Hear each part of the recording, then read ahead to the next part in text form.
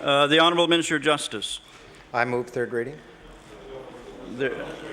On Bill 44. Okay, there's been a motion for third reading of Bill 44. Are you ready for the question? All those in favour signify by saying aye. Those against say nay. The motion is carried. Bill 44.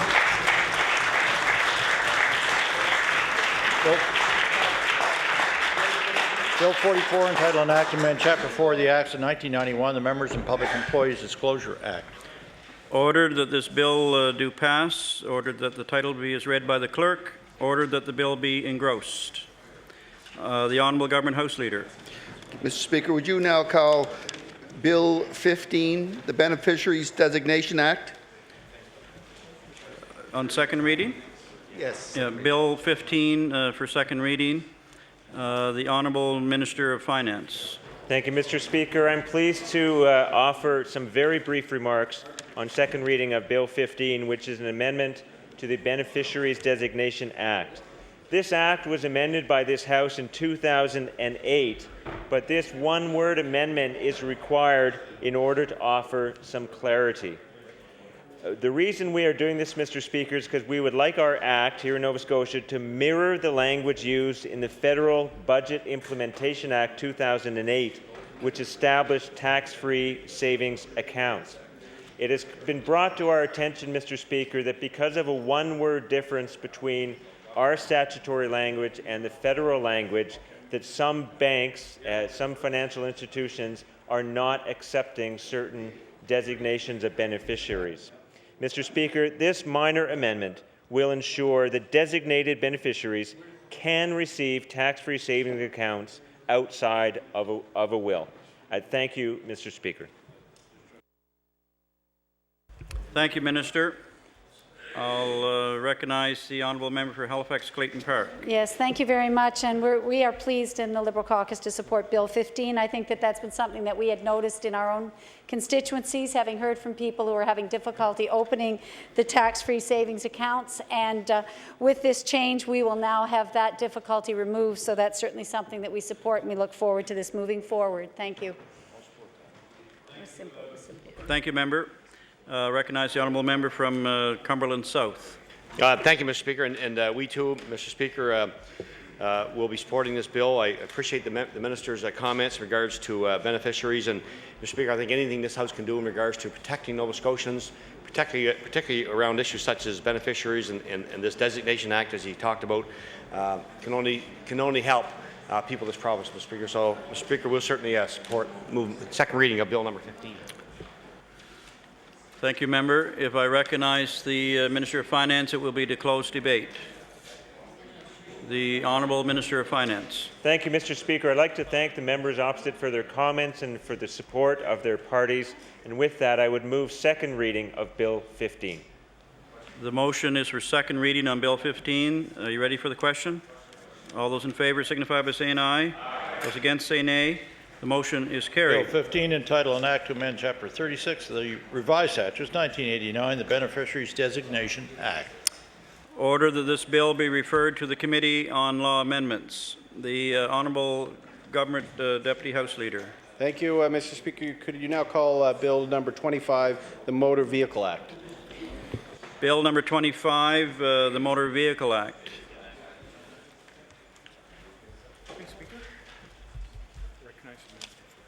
The Honourable Minister of Service, Nova Scotia and Municipal Relations. Thank you, Mr. Speaker. Mr. Speaker, I'm pleased to say a few words about Bill 25. This legislation will amend the Motor Vehicle Act to formalize in law the long-standing practice of charging vehicle dealerships a fee to obtain a certificate of registration in the name of their business. Mr. Speaker, Section 302 of the Motor Vehicle Act has always given the province the right to set fees for documents and services. The measure made in Bill 25 are in line with the authority spelled out in the Act. In the 1960s, motor vehicle dealerships were made exempt from paying fees for certificates of registration in the name of their business. These certificates were not required for dealers, and at the time of the exemption, there was not much demand for registration certificates. While certificates in the company's name are still not mandatory for dealerships, for dealers, business practices have changed, and the demand for certificates of registration has increased.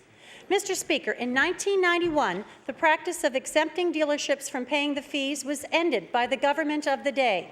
At that time, the government notified motor vehicle dealers that they would have to pay the required fee in order to obtain a certificate of registration.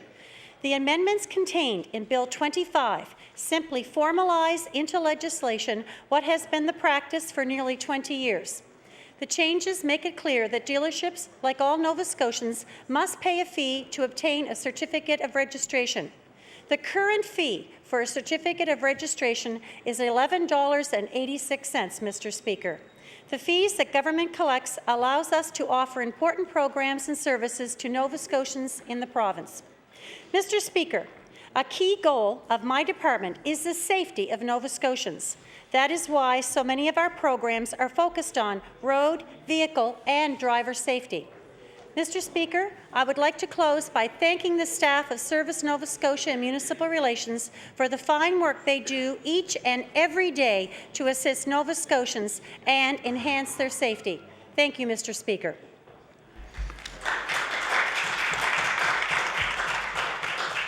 Thank you. The honourable member from Glace Bay. Thank you, Mr. Speaker. Pleased to rise and address this bill, Bill number 25, the Motor Vehicle Act amended.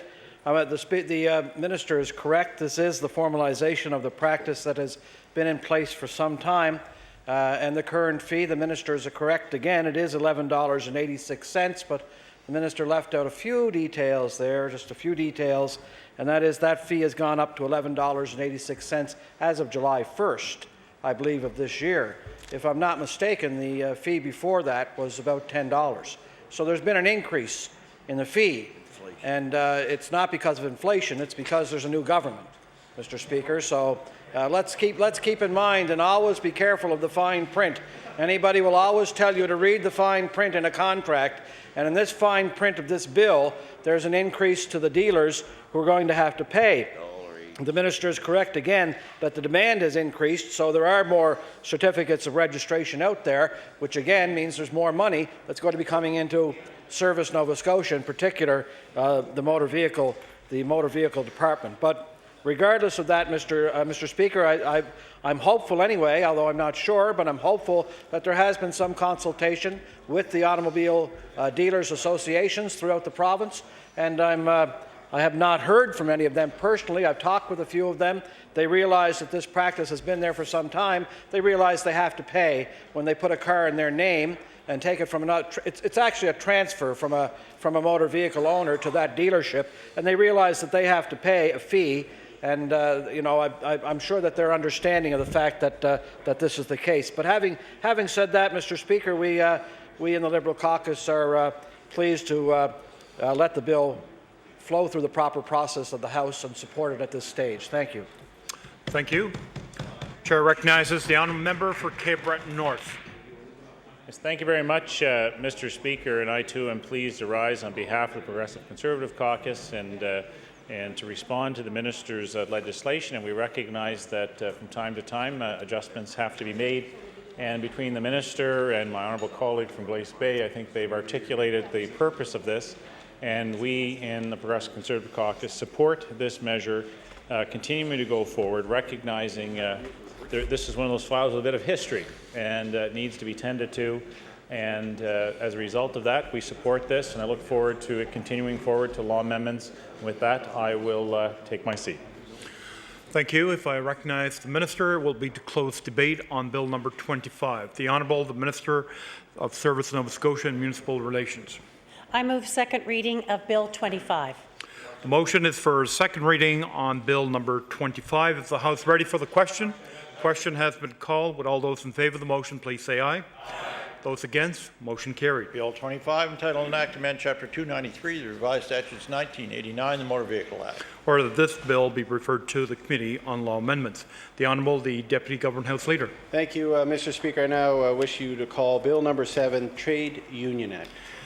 Bill number 7, the Honourable the Minister of Labour and Workforce Development. Thank you, Mr. Speaker. I rise today to begin second reading of Bill 7, which would amend the Trade Union Act. This bill would provide timely changes to the Act. These changes would provide a new option for employers and workers to resolve grievance disputes and to preserve the confidentiality and impartiality of those services.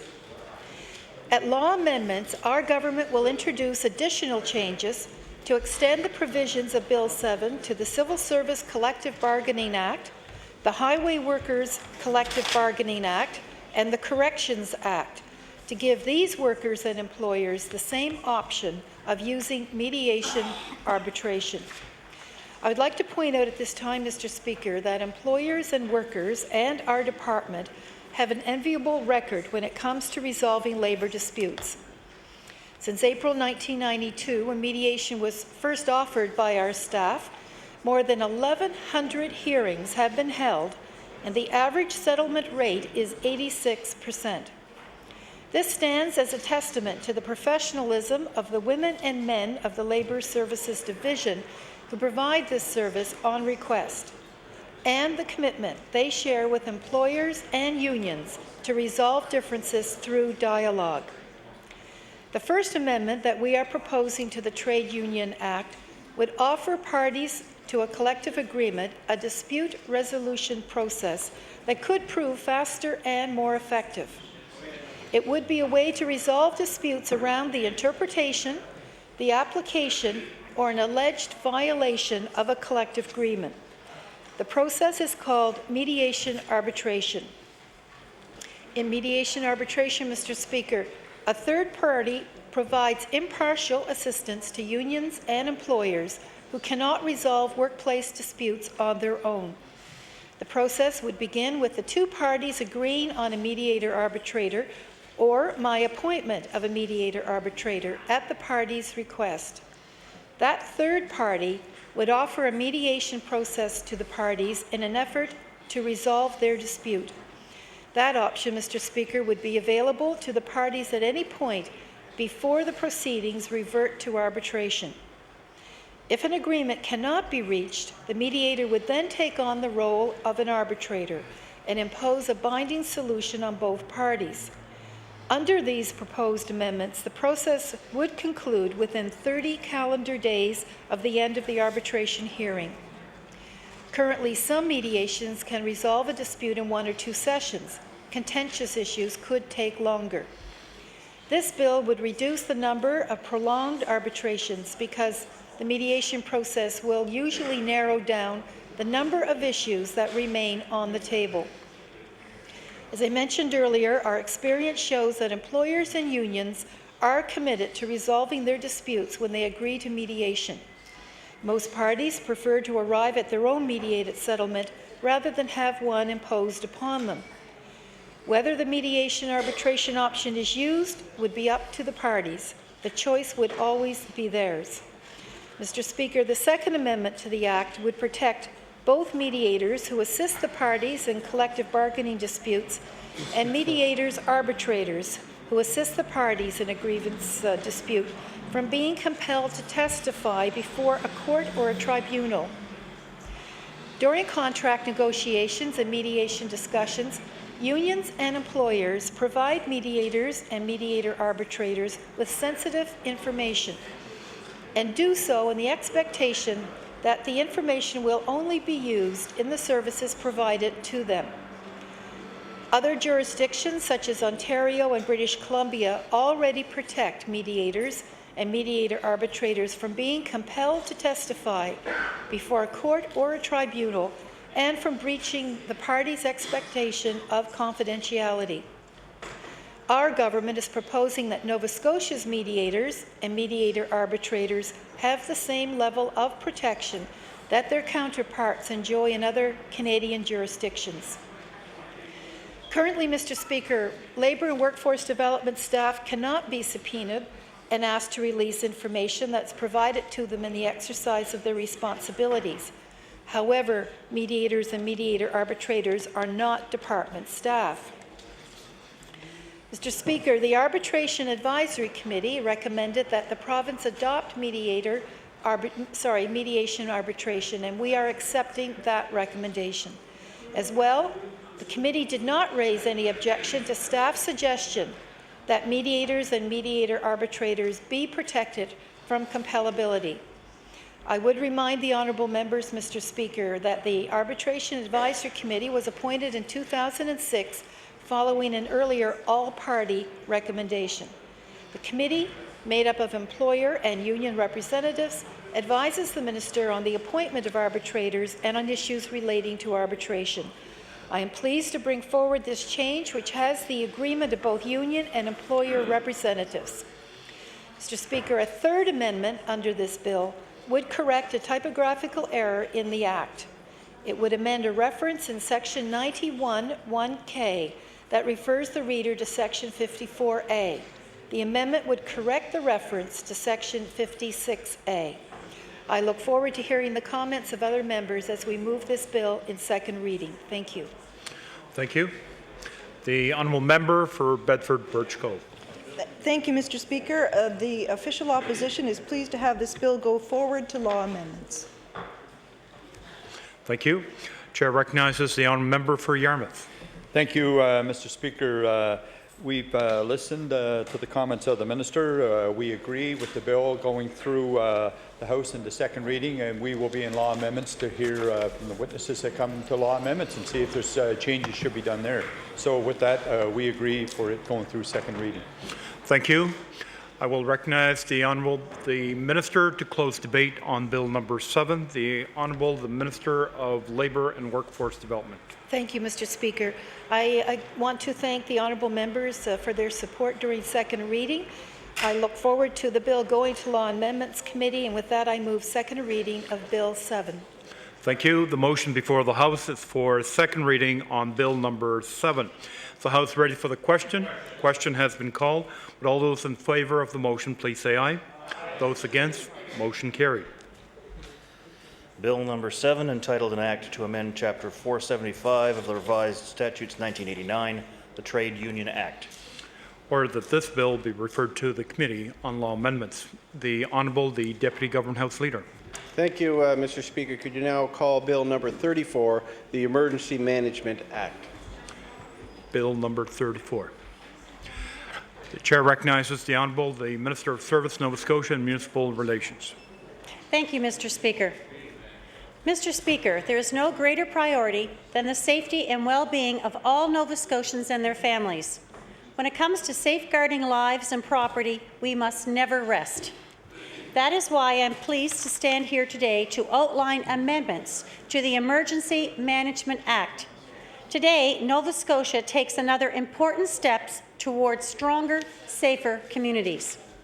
Mr. Speaker, experience has shown us that emergencies can and do happen here. I'm proud to be the Minister of Emergency Management in a province that has built a strong and coordinated emergency management network. With the leadership of the Emergency Management Office, the province stands ready to respond to any and all events. But when it comes to preparing for emergencies, we must be ever vigilant.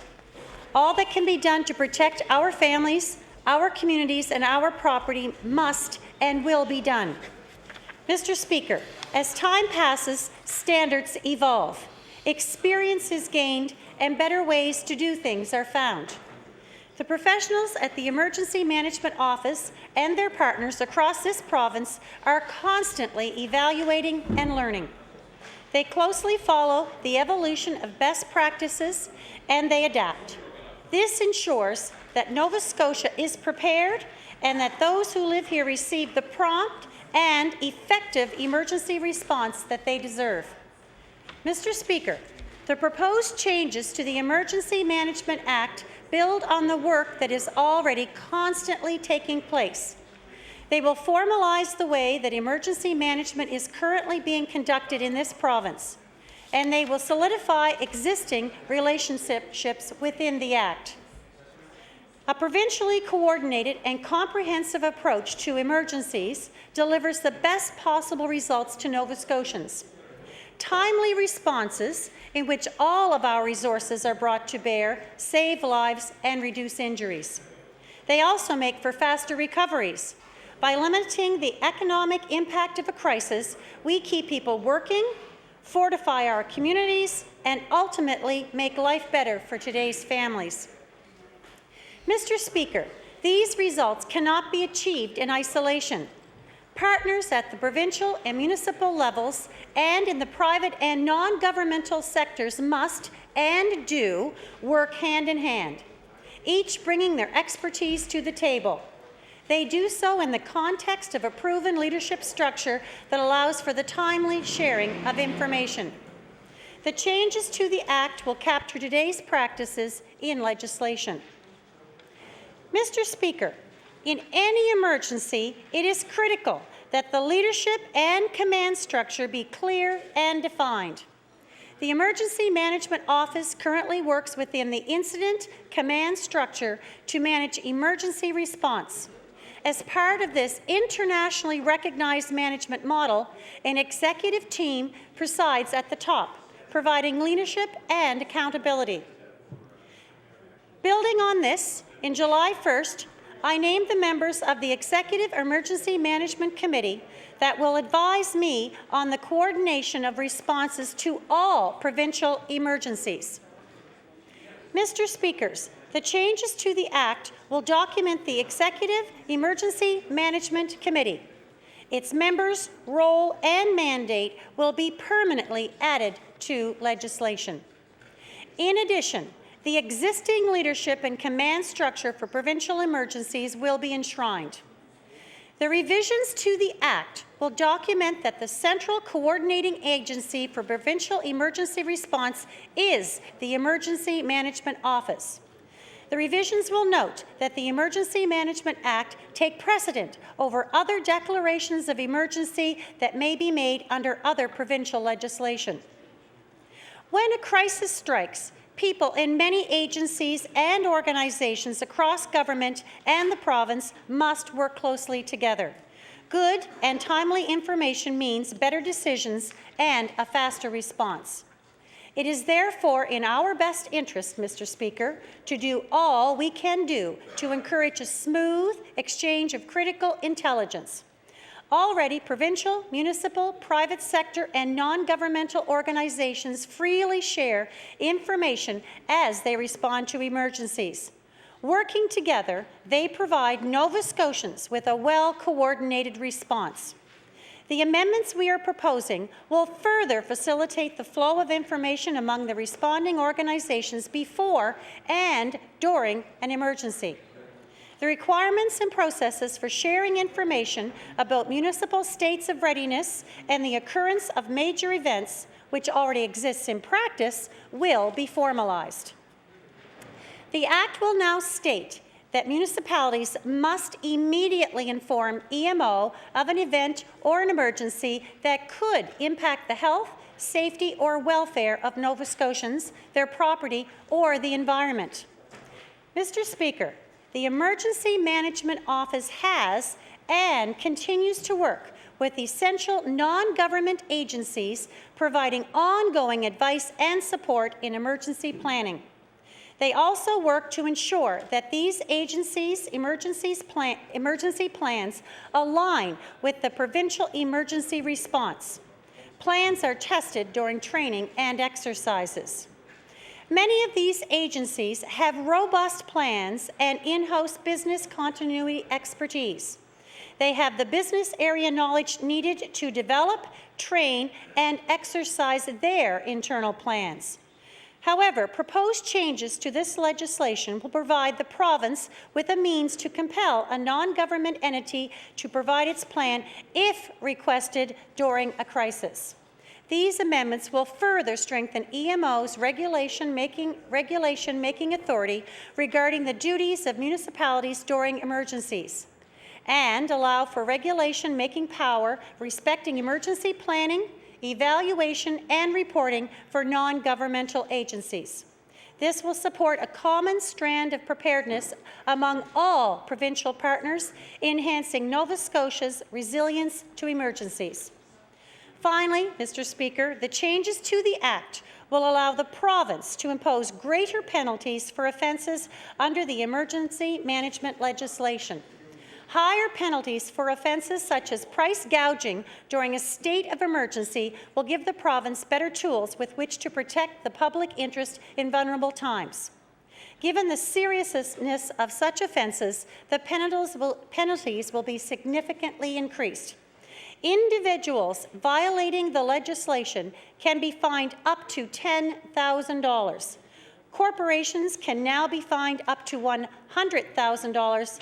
In addition, courts will have the power to increase any fine by the amount a person gained by committing the offence.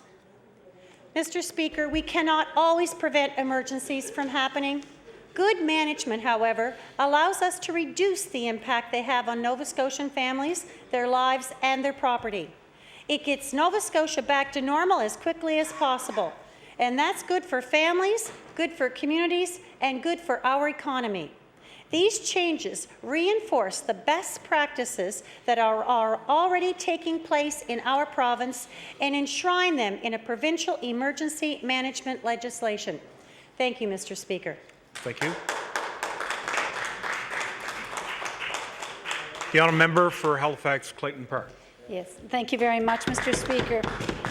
It gives me pleasure to say a few words about Bill 34 today on behalf of the Liberal caucus.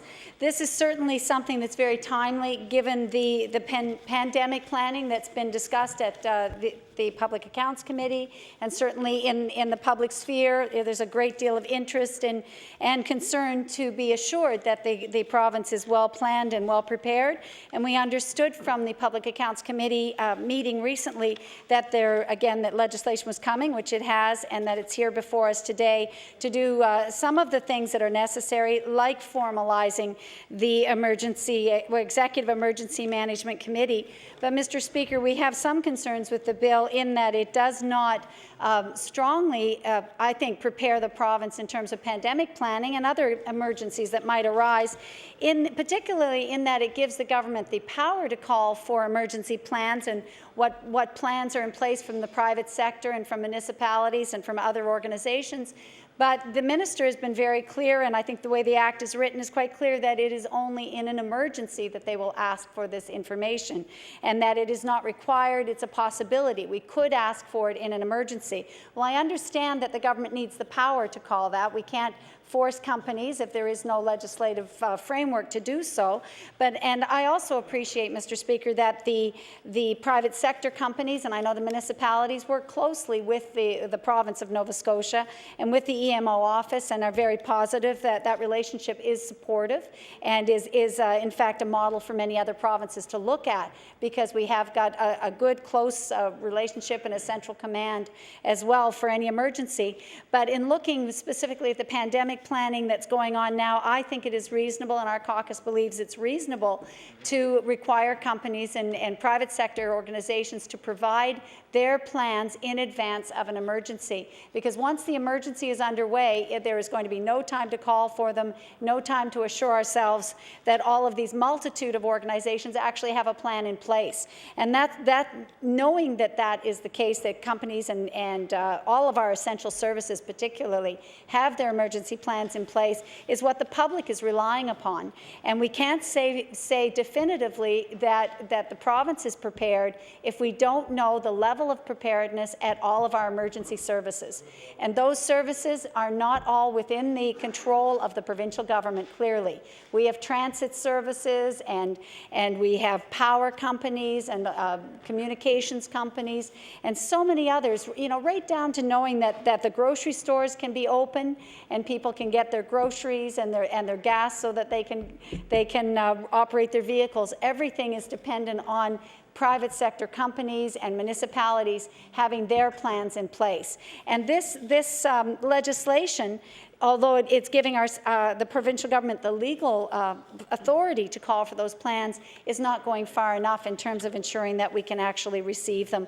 We think that in a lot of ways, simply the way it's written, just simply allowing them to ask for the plans, it makes it very toothless. It makes it almost meaningless in a lot of respects if you're not going to have an intent to follow through and to ask for those plans in a timely fashion. Mr. Speaker, we just feel that it doesn't go far enough in any way to ensure that Nova Scotia is ready for any kind of an emergency. Because again, although we have the highest respect and think so well of the EMO office and all the work that they do and the coordination that exists and the informal relationships that exist, we do believe that it is proper to prepare that and to assure ourselves that all of the other agencies and nonprofit groups and private sector groups have also done their preparation and are also ready to ensure that their essential services continue. And that really is our main concern with the bill that's before us today, Bill 34. Mr. Speaker, the idea of increasing fines for price gouging, and that is Clause 4 in the bill, where there's a significant increase. My understanding is that is in line with what is in place in other provinces, and that we have looked at that, so that, I don't think we have a problem with that, although we have never in this province, to the best of my knowledge and from the bill briefing, seen any examples where any company or any individual has been charged with price gouging. So this may improve our fines for that, but we have to know whether or not it's going to be backed up by some mechanism of enforcement. And in the time of an emergency, it would be nice if we could know here what are the plans to actually see that it will be enforced. How are we going to determine where it's happening in the midst of an emergency of any sort?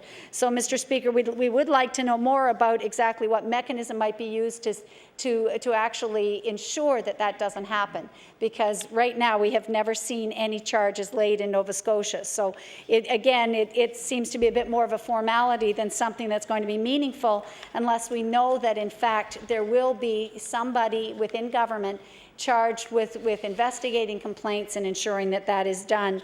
So, Mr. Speaker, I think that there may be discussion about this as we go forward into law amendments, and certainly we'll be following that to see what discussions are coming forward. It's possible that we might seek an amendment, but I think we simply want to leave that option open. At the moment, we are happy to see it move through to the second reading and on to law amendments, but I think it was important to raise those few issues that we have got some concerns about, because at no time has it been more important that we know we're ready for an emergency than right now, when we are in fact, really expecting a flu or illness pandemic very soon in this province. We need to be ready. Thank you, Mr. Speaker. Thank you. The honourable member from Victoria Lakes. Thank you, Mr. Speaker. I'm pleased to rise in my place today and talk to Bill number 34. As mentioned before, Mr. Speaker, this is indeed timely that this bill come forward now, and I think that we can never do enough to ensure we're prepared in case of emergency. Our caucus will be supporting this bill, but we do have a couple of concerns, Mr. Speaker, and those can probably corrected as the process goes along. And the first is the makeup of the Executive Emergency Management Committee, and the last item is such experts as appointed by the minister. Our caucus feels that these experts should be better defined so that Nova Scotians know who the experts are and what their level of expertise is. And also, Mr. Speaker, the reporting for non-governmental entities is another concern that we have, but I believe that a request was made at the Public Accounts Committee that a list of those non-governmental entities be provided, and hopefully that might be done as the process continues. So our caucus looks forward to this bill going forward to law amendments. Thank you. If I recognize the minister, will be the closed debate. The Honourable, the Minister of Service Nova Scotia and Municipal Relations. Thank you, Mr. Speaker, and thank you for your comments. I now move second reading of Bill 34. The motion before the House is for second reading on Bill number 34. Is the House ready for the question? Question has been called. Would all those in favour of the motion please say aye. Those against, motion carried. Bill 34, entitled An Act to Amend Chapter 8 of the Acts of 1990, the Emergency Management Act. Or that this bill be referred to the Committee on Law Amendments. The Honourable, the Deputy Government House Leader. Thank you, Mr. Speaker. Could you now please call Bill number 9, the Assessment Act? Bill number 9. The Honourable, the Minister of Service Nova Scotia and Municipal Relations. Thank you, Mr. Speaker. I'm pleased to say a few words about Bill 9. This legislation will amend the Municipal Grants Act and Assessment Act to enable the province to pay grants in lieu of taxes to municipalities that host provincially owned courthouses.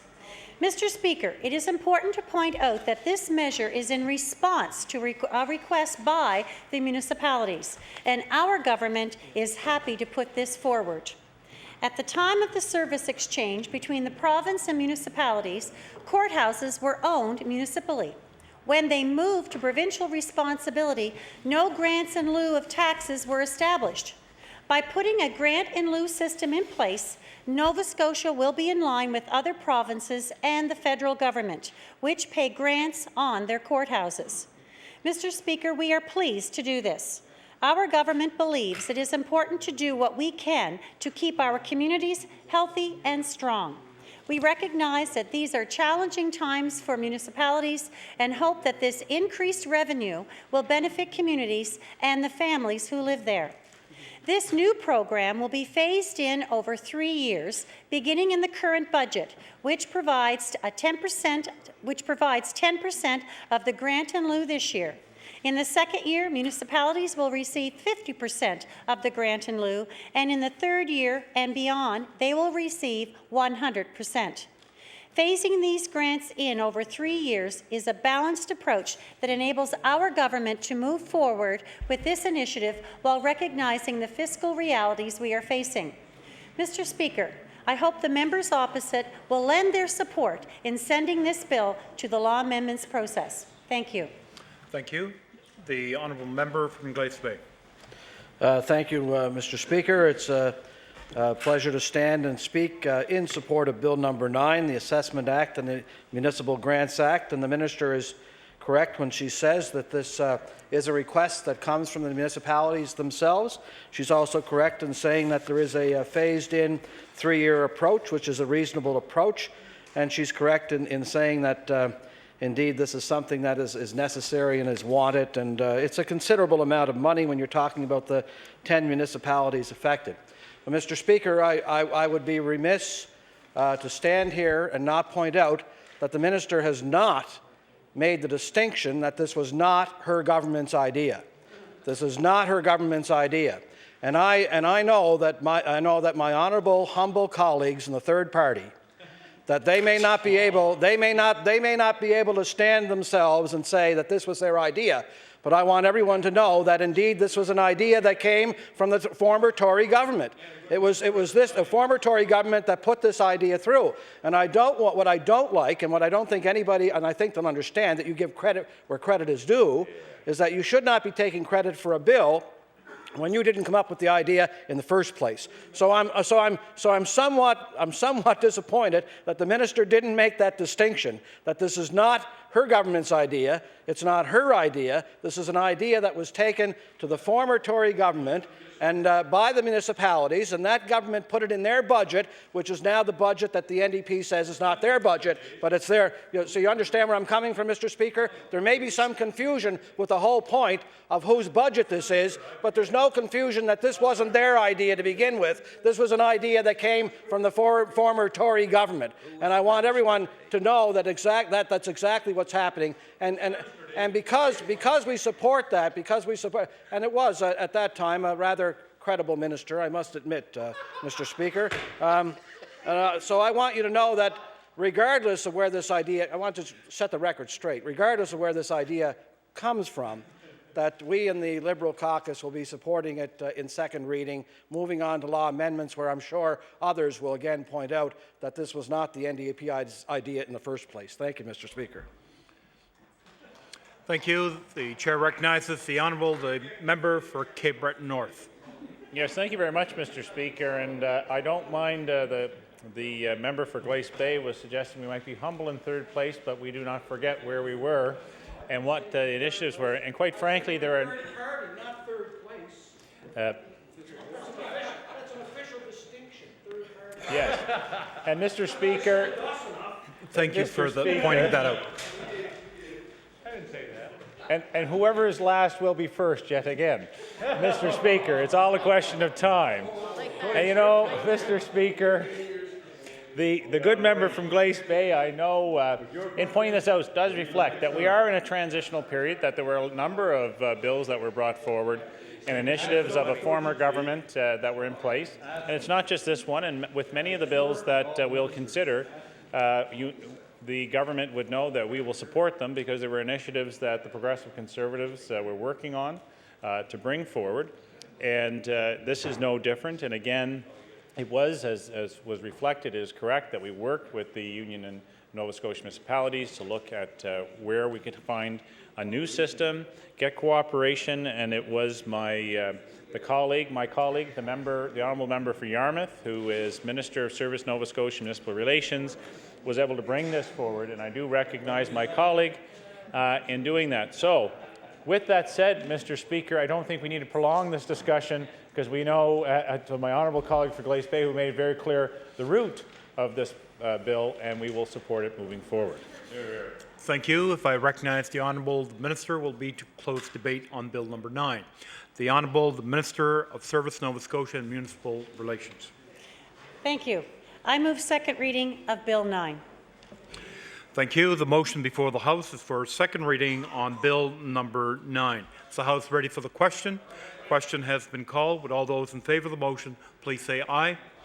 Those against, motion carried. Bill 9, entitled an Act to amend Chapter 23 of the Revised Statutes 1989, the Assessment Act, and Chapter 302 of the Revised Statutes 1989, the Municipal Grants Act. Order that this bill be referred to the Committee on Law Amendments. The Honourable the Deputy Government House Leader. Thank you, Mr. Speaker. Could you now call Bill number 10, Personal Properties Security Act? Bill number 10. The Honourable the Minister of Service, Nova Scotia and Municipal Relations. Thank you, Mr. Speaker. I am pleased to offer just a few brief comments on Bill 10, Amendments to the Personal Property Security Act, and I give full credit to the honourable members across from me for this. The Personal Property Security Act provides a legal framework for registering security interests. If, for example, you obtain a car loan with a bank, your car is security for that loan. The bank registers their interest on your car with the Personal Property Registry. This notice of registration is there for any other lender who is considering using your car as collateral. It's also available to potential buyers if you choose to sell your vehicle. Mr. Speaker, these amendments will revise some of the wording in the Act to align it with the legislation across Canada. This is part of a national initiative to create more uniform laws across jurisdictions. These changes clarify the Act, but do not change its intent. I would also like to point out, Mr. Speaker, that the process of identifying the necessary amendments has been completed in collaboration with the Nova Scotia Barristers Society. With that, thank you, Mr. Speaker. Thank you. The honourable member from Glace Bay. Thank you, Mr. Speaker. Once again, it's a pleasure to stand and speak in support of a bill. This, in particular, Bill number 10, the Personal Property Securities Act. It is a bill that is being amended to make its wording consistent with similar acts in other provinces and part of a Canada-wide initiative to use similar language in commercial legislation across the provinces.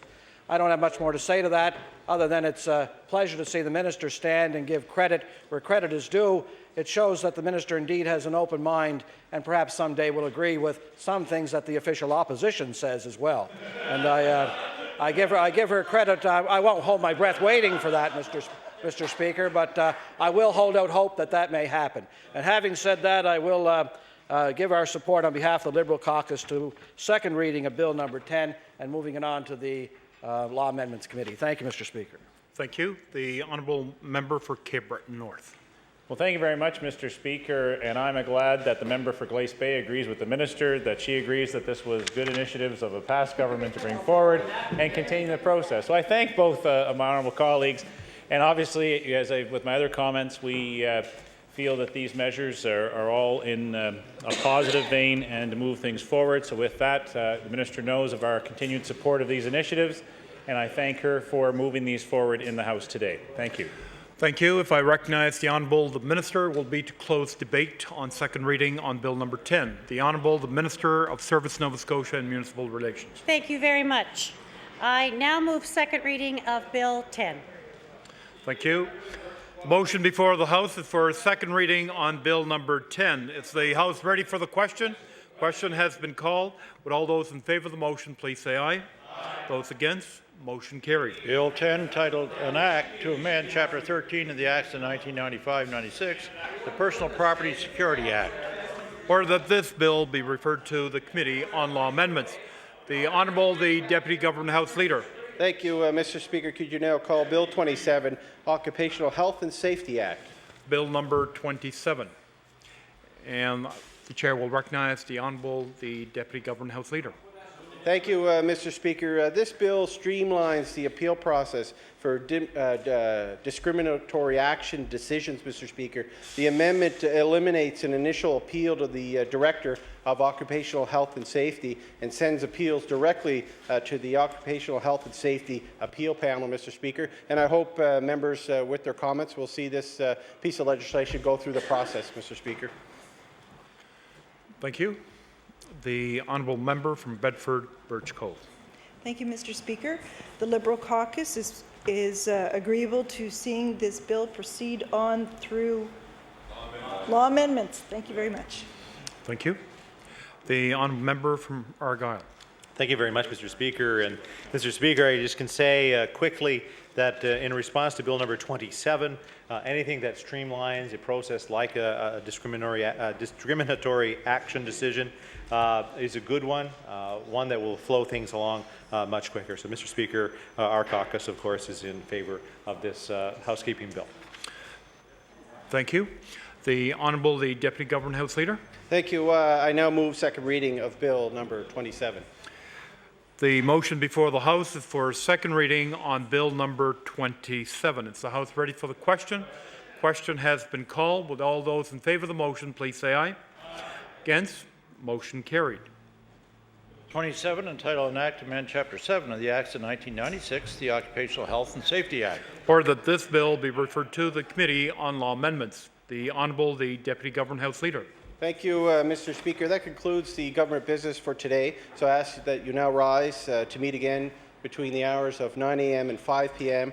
And after daily routine, we'll have public bills for second readings, Bill 14, 16, 17, 20, 24, 30, and 39. Mr. Speaker, I ask that we do rise now. We rise. Thank you. The motion before the House is for the House to rise and meet again tomorrow at 9 a.m. Is the House ready for the question? Question. All those in favour of the motion, please say aye. Against? Motion carried. The House stands adjourned until 9 a.m. tomorrow morning. We have arrived at the moment of interruption, which was submitted by the honourable member from Annapolis. Therefore, it be resolved that the government increase funding to EIBI. The honourable member for Kings West. Thank you very much, Mr. Speaker, and pleased to rise in my place and speak on the EIBI as part of the autism initiative in our province. This goes back to one of the areas that I've been involved with since arriving here in 2003. In fact, in the 2004 budget year, there was no line item for EIBI. There was a small amount of money available for speech pathology for children diagnosed with autism. So over the past 4 or 5 years, the province has come a long way. This is an issue that is 100% nonpartisan. This is about our children, our special children and families. So unfortunate to have to deal with this on a daily basis and indeed for a lifetime. However, EIBI has proven to be a successful intervention, and it's an early, intensive behavioral implementation. And so this is something that we now see happening across our province, and again, families are talking about the success. Last year, in fact, we had a formal report that was carried out in the province, which in fact showed that EIBI was working. In fact, it was a headline in the Chronicle Herald.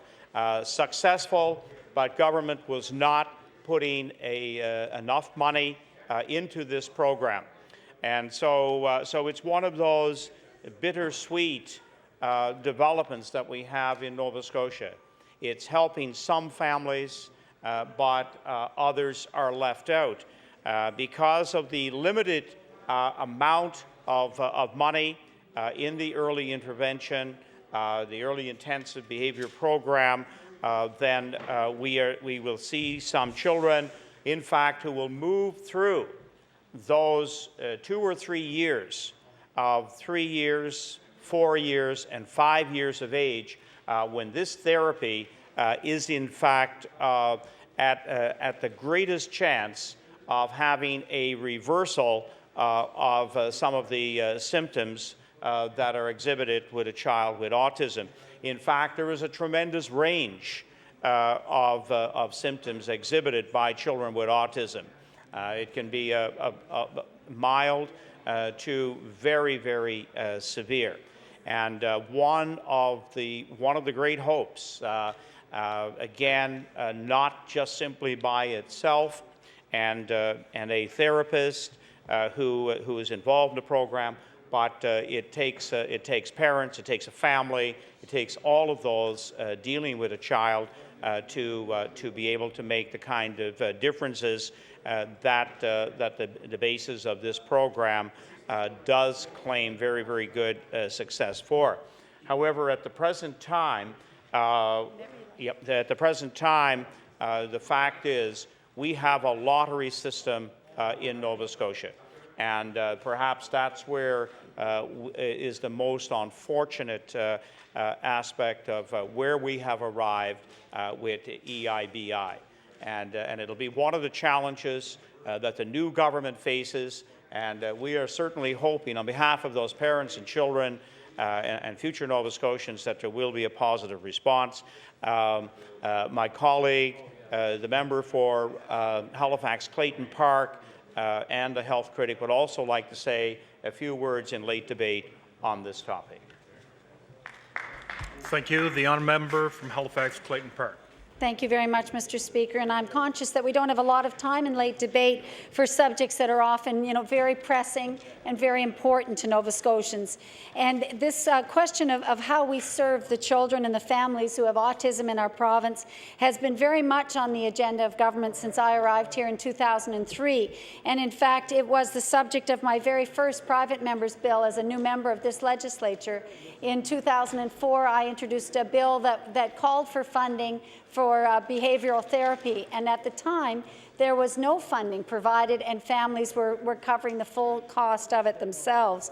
But again, Mr. Speaker, although the government over that ensuing 5 years have put a program in place and made some money available, we know that that was only $4 million last year, and that's not just for EIBI. I don't know how it breaks down, and hopefully the minister's comments might provide some guidance on that. But today in question period, the minister told me that she thinks the funding has been stable. That means no increase has gone to the families and children in Nova Scotia. We haven't been able to hire more of the people that can help with EIBI therapies, and therefore we are not covering the tremendous demand that families have. And I think it's only proper in these few minutes to talk about the effectiveness. I know the member from Kings West talked about the effectiveness of the EIBI program. The study that was done about just a few years ago showed that it was tremendously positive. Families said time and again what a huge difference it had made to the stress level that they live with every day.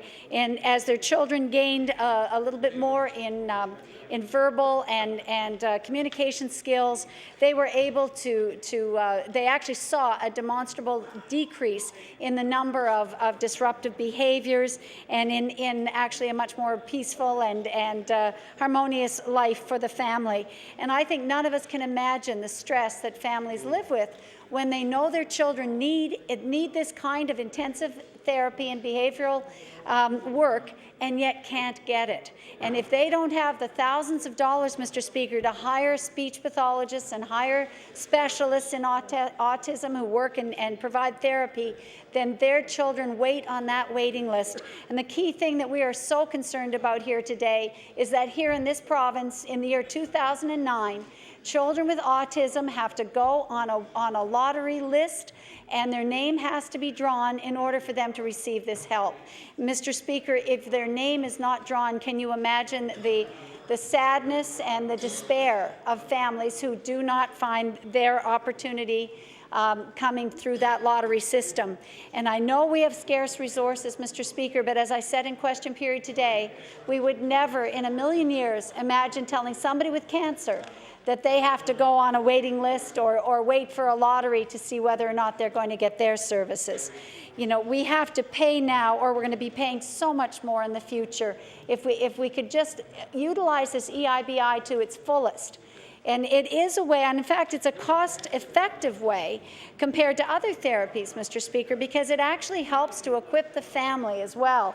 It trains the family members, and that's where I said there's a lot less stress in the home where the children have received EIBI, because the parents themselves feel they have the capacity, they have the tools and the skills and the strategies to work with their children and to improve the outcome. So it is such a great way to empower families and improve the outcome for our children.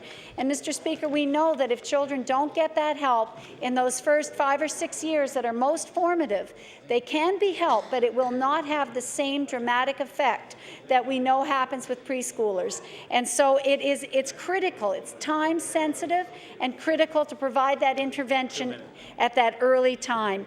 And Mr. Speaker, you know, we thought with the study that was done showing that we have the right program in place and showing that it has helped families on so many different levels to cope better, to see their children improve, to, you know, as the speaker from Kings West said, there's a whole spectrum of autism disorder, and some of them are fairly mild and some much more severe, but we've seen huge benefits in each and every one of those levels of disability, and children can actually become fully functional, moving into our school system with no trouble. Mr. Speaker, with this lottery, again, I have to point out that as it stands now, if your name isn't drawn, you go back into the pool with all the other children that have autism that have not been helped and all the new children that are being identified every year, and your name again waits. So somebody could, in fact, wait 2 months and get lucky and have their name drawn, while another child waits 1 year, doesn't get their name drawn, waits another year, their name doesn't come up. They could be years on the waiting list. And Mr. Speaker, just to close, what happens to those children who enter our school system?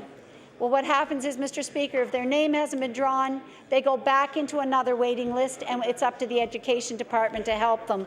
So, Mr. Speaker, we're calling today for more funding for EIBI in this province, because it's an essential thing for our young people and the families that are affected. Thank you. Thank you. The Honourable, the member for Cumberland South. Thank you, Mr. Speaker. Mr. Speaker, I first of all want to say thank you to the members for bringing forward this issue for late debate tonight. The Early Intensive Behavior Intervention Program for young children with autistic spectrum disorder. Mr. Speaker, I just want to take a couple moments to speak about early childhood intervention in Cumberland County and the wonderful group of people who are working together there to do everything they can to ensure that programs are in place for children in preschool who have faced so many challenges in their life. And Mr. Speaker, I know that many issues come before this House, and we're all speaking about, in this case now, the government put more money into different programs, and there's no question, Mr. Speaker, I think I heard one of the members in government today in days gone by say that there's never anything that comes before this House where there's an argument for money that is not a good program and certainly deserving, and I certainly agree with that, Mr. Speaker. In this case, Mr. Speaker, I know in Cumberland County I had the opportunity to meet with a group of concerned parents and people that are involved in the early intervention program there, that they're very concerned as to where in the future what the opportunities may be for this type of program. Mr. Speaker, many of these were parents of children who are preschool who are watching what's happening with, for example, teaching assistants and questioning whether the number of teaching assistants will be available in the future in the classroom. And Mr. Speaker, I think we'd all agree that over the last number of years, The additional tasks that are put on the backs of teachers in classrooms, Mr. Speaker, it continues to grow. And when we see teachers who are being asked to do more and more each and every day in the classroom, but, Mr. Speaker, we need to ensure the resources in place for them to ensure that they can do the job themselves on behalf of the students, and of course, Mr. Speaker, for those who are in the classroom with that are facing challenges and need additional resources. Mr. Speaker, on the early intervention program, again in Cumberland County, folks here are very concerned that as the type of services that will be available. And Mr. Speaker, when people hear about draws, children's names being put in a lottery and drawn for services, they really question government's thoughts around allowing that to happen. Mr. Speaker, when you have the number of children that we have in Cumberland that require these services, to have a parent told, sorry, that we did the draw and unfortunately your child doesn't meet the didn't make the draw, maybe better luck next year. Mr. Speaker, that doesn't sit well with many people. It certainly doesn't sit well with the parents. And Mr. Speaker, as a government, I would hope that the government would look at in the future how they can address that very important issue. My understanding, Mr. Speaker, in Cumberland County, for example, the numbers who are on the waiting list continues to grow. And Mr. Speaker, these people that are involved in this program and the parents want to ensure that the government will do everything it possibly can to meet the needs of these children in the future. And Mr. Speaker, 4 years ago, our government made $4 million available through the health authorities for this program, Mr. Speaker, and I know that seems like a lot of money, sounds like a lot, but when you divide it up around the province for the number of children who are in need for these programs, Mr. Speaker, like other programs, is not enough, and I know the government will have a huge challenge in trying to find additional money. And my understanding, Mr. Speaker, as well, meeting with this group, they've been told by the government that this program, along with some other programs, will be are being reviewed now or will be reviewed this fall. And I guess, Mr. Speaker, just on behalf of the people that I represent in Cumberland County, the folks involved in the program, the early intervention program, the parents of these children, and more specifically, Mr. Speaker, on behalf of the children, I'd ask the government to give serious consideration as they review these programs as was said to me by a parent, the investment today in this program, but what will it cost down the road, whether it's health or whether it's justice or whether it's the social programs in the province, if we're not able to find the resources, Mr. Speaker, to ensure these programs continue to provide the services that are expected by the families, by the people that run the programs, and by the children, Mr. Speaker. And I think that if there's some way that the government can actually cost out that eventual savings that will be achieved as a result of investing now, I think, Mr. Speaker, that it will far outweigh what the cost will be today. Mr. Speaker, I'm going to share my time with my honourable colleague from Argyll. And so, Mr. Speaker, that I'll just ask the minister and the government if they would consider the parents and children of Cumberland County and what they've said to me, and how they would actually ask that when the review of this program is done, that their thoughts be considered and that the program be expanded as much as possible within the parameters, the financial parameters of the government. Thank you, Mr. Speaker. Thank you. The honourable member for Argyll. Thank you very much, Mr. Speaker, and it's my pleasure to speak a few moments of the EIBI program. Of course, the EIBI program was one that was brought forward by our government in 2005, 2006. And at that time, we were making $4 million available for the program, where about $3 million or a little over $3 million was provided to the district health authorities and the IWK, with a few dollars going to Department of Justice and Community Services as partners in this program. And Mr. Speaker, I think we were very, very happy with the outcome of this program insofar as that for the children that were able to be in the program, we were seeing some pretty darn good results. That these children, as they were worked with, as they were challenged, I guess, they were coming out with much better language skills, much better didactic skills. And Mr. Speaker, we hope that with that intervention, that of course that they would move on into the school system and get some of the services that are available to them there. Mr. Speaker, of course the challenge that the minister is going to have is, of course, finding some more dollars for this program as well. You know, even if we talk it as a very small program at $4 million, you know, what is the next step that you take? I mean, right now it's serving about 27 to 30 children per year, which doesn't sound like a whole lot, but because of the intensive of this program, it is about as much as the IWK and the District Health Authorities can do at this time.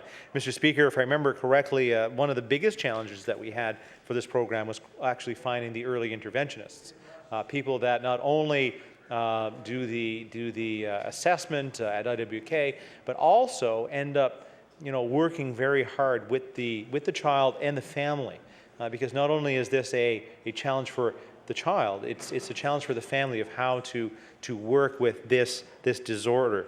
Mr. Speaker, it's actually some scary statistics that I remember, and I wish I had them with me, and I hope maybe the minister does, that the prevalence of autism in our communities continues to balloon. You know, I never heard of autism when I was a child.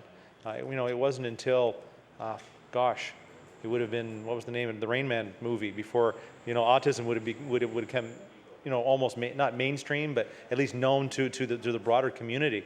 And since that time, it just seems, you know, time after time that children are having this diagnosis of autism. So I think it went from, you know, 1 in 100 and some odd thousand at some point to 1 in 5,000 to, I think, even something less today. I can only go by what I'm seeing in my communities, especially in the schools, of what we're seeing as children that are diagnosed late with autism. You know, maybe in a time we called them, you know, developmentally delayed, or, you know, whatever the term was back in the day. But we're seeing that they're more specific, and by the time they're in school, even though there are some wonderful services that they can get, it is almost too late for those real language skills, those very you know, personal skills, which seems to be the disconnection with children with autism disorder. Mr. Speaker, I hope as we go along, it's increasing that child's ability to communicate, that they can function within the school system. And Mr. Speaker, I can say that I've seen some of these kids, you know, get through and actually be very good folks within our community that can really give back to a community. And that's what we want. That's what a parent would want, is the best for their child, knowing the challenges that they have, and not having to be frustrated in trying to find the services that are available to them. So I hope that the minister you know, continues to keep her hand on this program, that continues to try to find ways to expand it, and you know, on a day that I'm hoping that more children can access this program, because we need to serve those kids as much as we can. And I hope that someday, you know, we'll see the run of children with autism start to go down again. You know, it seems to be an odd random event that we seem to have more, and maybe someday we'll have less. And that's what we can hope in the long term. So, Mr. Speaker, I thank you very much for the opposition for bringing this forward. Thank you. The Honourable Minister of Health. Thank you very much, Mr. Speaker. Mr. Speaker, I too want to thank the opposition for bringing such an important topic forward, one that I've been interested in for quite a number of years, and do very much welcome an opportunity to have some discussion and hear from members of the opposition on this. The timing could not be better in some ways. Because in the last day or so, I was sharing with my colleague, the Minister of Finance, an email I had had from a mom who has a little autistic boy who was one of the children who received the EIBI program. And she said in her email to me that it really was like winning the lottery for them, and that he had gone from barely speaking at all to becoming a chatty, social child who is having success at school, and he's just entered grade 2. And I said to my colleague, it's so fantastic to get an email like this as Minister of Health. I don't get a lot of emails like that, I assure you, Mr. Speaker. I do get a lot of emails, though. Yes, yeah. I do get a lot of emails, but I don't necessarily get a lot of emails like this one. And it really, I mean, it brought a big smile to my face, and I have to say, it's really wonderful. But, you know, this little boy's mother wasn't only writing me to say what a great program this was for her child. She was saying, please make sure that other kids have these opportunities. You know, Mr. Speaker, when I was a younger person, a young student in university, and I was trying to decide what I would do after I studied in a bachelor's program, I almost took special education. And I was very interested, actually, and became quite interested in kids with special needs, and particularly kids with this disorder, autism. And as the honourable member from Argyll said, it wasn't something we heard a lot about, but I think just, you know, in the 60s and 70s, it was starting to become a bit more known as a disorder, and there's still a great deal to be learned and known about this particular disorder. And not all children with autism exhibit identical behaviors. It manifests itself in a variety of ways, and sometimes it takes a considerable period of time to even arrive at a diagnosis. The number of children who are receiving the EBI treatment today in Nova Scotia has increased from 26 to about 61 or so. But there are 100 plus children waiting on wait lists around the province for the program. To be clear, I think we don't really know how many children actually have autism or would be diagnosed and would fall within that spectrum of characteristics and behaviors that could be characterized as autistic. And this is something that I certainly would like to see the research done to help us understand the magnitude.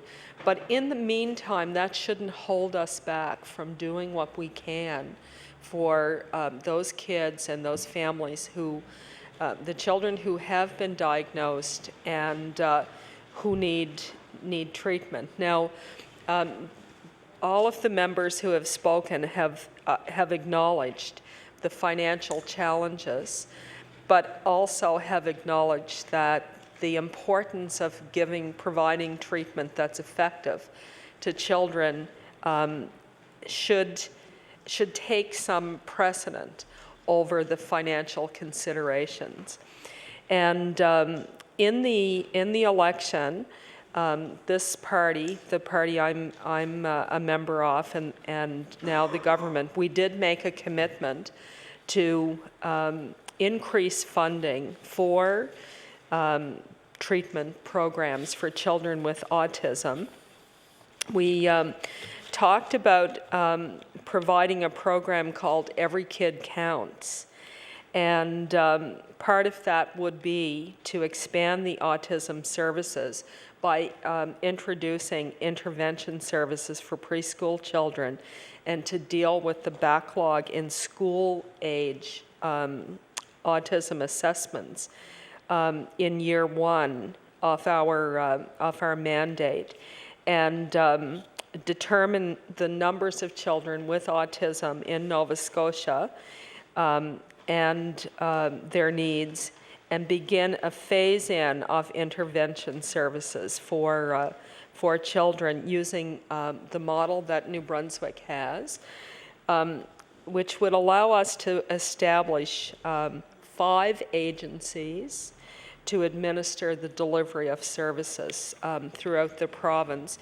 And these agencies would work with the schools to transition these children from their family into the school system and work continually to develop individual education plans.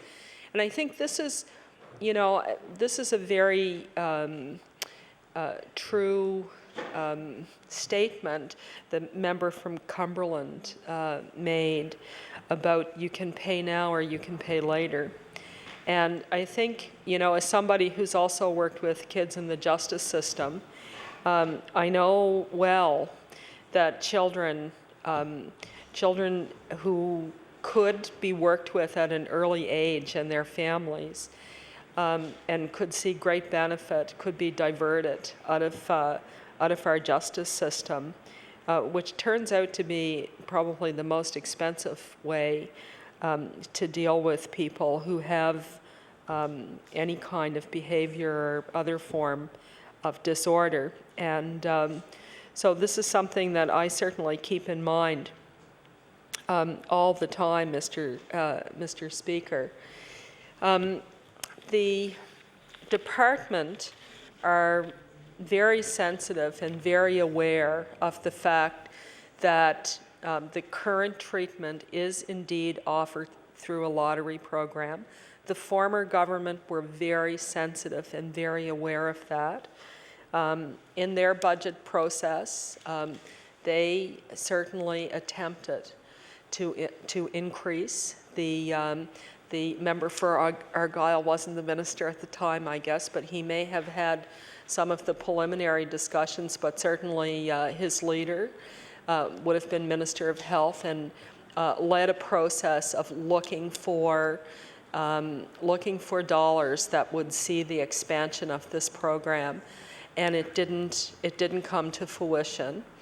And we went through a similar process when we took office and inherited that budget, and we certainly looked for the same dollars and were unable to achieve them. But we will have an opportunity this spring, having gone through another process, and I want to assure members that providing the adequate treatment for children with this syndrome, particularly those young children who are on wait lists. At the moment, there are a small number, approximately 100, but nevertheless, they're an important number that we need to attempt to address that in some way.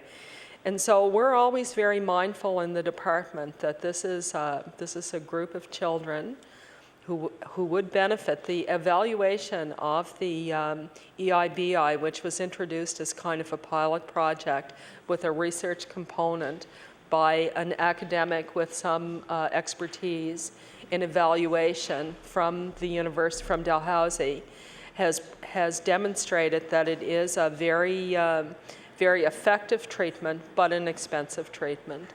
And so I will, and this government will be certainly moving to provide better services to these children in hopefully not the too distant future. Thank you, Mr. Speaker. Thank you. I want to thank all the honourable members for having taken part in tonight's late debate. The motion to adjourn the House was made earlier. The House stands adjourned until 9 a.m. tomorrow morning.